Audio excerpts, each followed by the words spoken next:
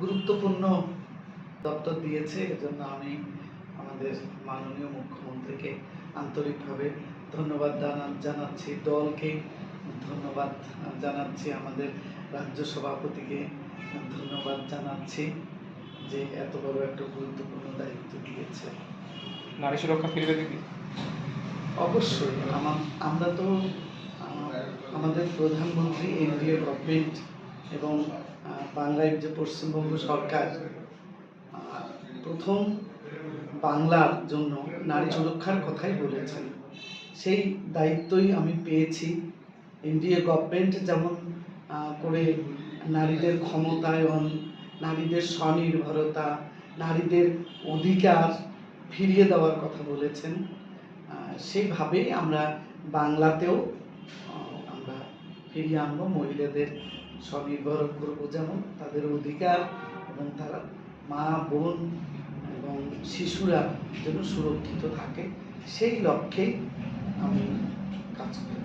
এই সমাজ কল্যাণ দপ্তর গুরুত্বপূর্ণ একটা দপ্তর, সেটাও আছে আপনার হাতে। এখানে অন্নপূর্ণার ভান্ডার, যেটা সরকারের প্রথমে এসেই যেটা শুরু করেছে, সেই বিষয়টা আপনাকে দেখতে হবে। তো কি মনে করছেন যে মহিলারা কতটা স্বনির্ভর হতে পারবে, বা কিভাবে মহিলাদের এটা পৌঁছে যাবে সেই অন্নপূর্ণা?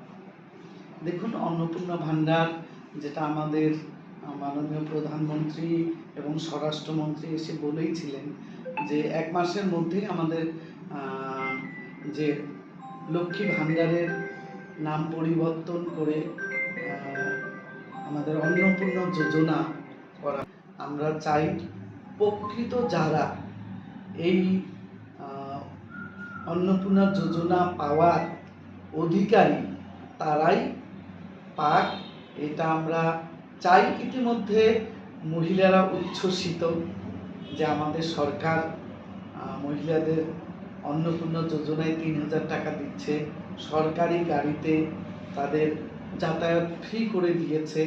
আরও যে মহিলা ক্ষমতায়ন, মহিলাদের স্বনির্ভর করার জন্য আমাদের বিশ্বকর্মা যোজনা থেকে যে যোজনাগুলো, সামাজিক যোজনাগুলো আছে, এগুলো আমরা মহিলাদের জন্য করব। সমাজে যাতে মহিলারা প্রতিষ্ঠিত হয়, তাদের অধিকার ফিরে পায়, তারা যেন তাদের স্বনির্ভর। লাখপতি দিদি আছে এর মধ্যে আমাদের, এবং অন্নপূর্ণা যোজনার মাধ্যমে এবং বিভিন্ন আরও যে স্কিমগুলো আছে এর মধ্যে মহিলাদের স্বনির্ভর করে তোলে। মহিলাদের সুরক্ষা এবং স্বনির্ভরতা, এটাই আপনার মূল লক্ষ্য? হ্যাঁ, অবশ্যই। আমরা বিধানসভা নির্বাচনের আগে যে প্রতিশ্রুতি বা অঙ্গীকারবদ্ধ ছিলাম, আমরা সে দুটো আমি আমার অফিসার এবং মাননীয় মুখ্যমন্ত্রী সবার সঙ্গে এবং যত মহিলা এমএলএ আছে সবার সঙ্গে বসে একদম যেন আমরা পশ্চিমবাংলা জুড়ে মহিলাদের সুরক্ষিত এবং মহিলারা যেন স্বনির্ভর হয়, সেদিকে আমরা একদম নজর দেব।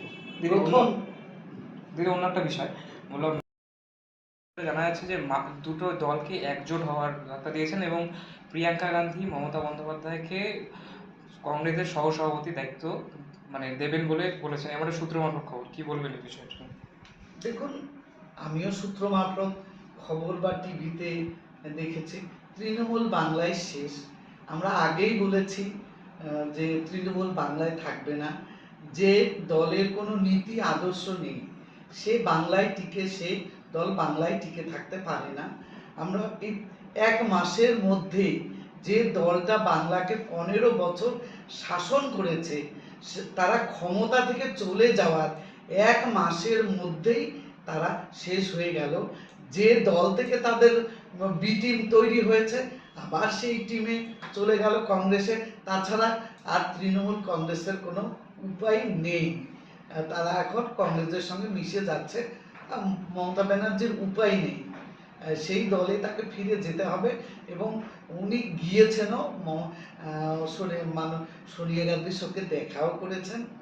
তাদের দল থাকবে কিনা তারাই বুঝবে, তবে সেই দল তো নেই, শেষ হয়ে গেছে, তাই তারা কংগ্রেসে ফিরেছে।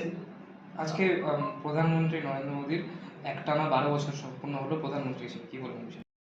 যে 12 বছর পূর্ণ হলো, তিনি যে একদম উজ্জ্বলা যোজনা থেকে যে কাজগুলো করেছেন, যে মানুষের উন্নয়নমূলক যে প্রকল্পগুলো তিনি করেছেন, আজকে সারা ভারতবর্ষ জুড়ে প্রতিটি বিধানসভা ক্ষেত্রে বিজেপি কর্মীরা মানুষকে যে জানাচ্ছেন এই প্রকল্পগুলো নিয়ে। আমরা সারা ভারতবর্ষ জুড়ে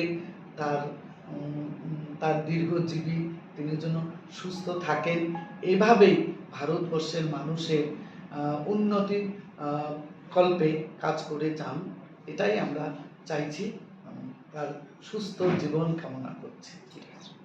যদি একটা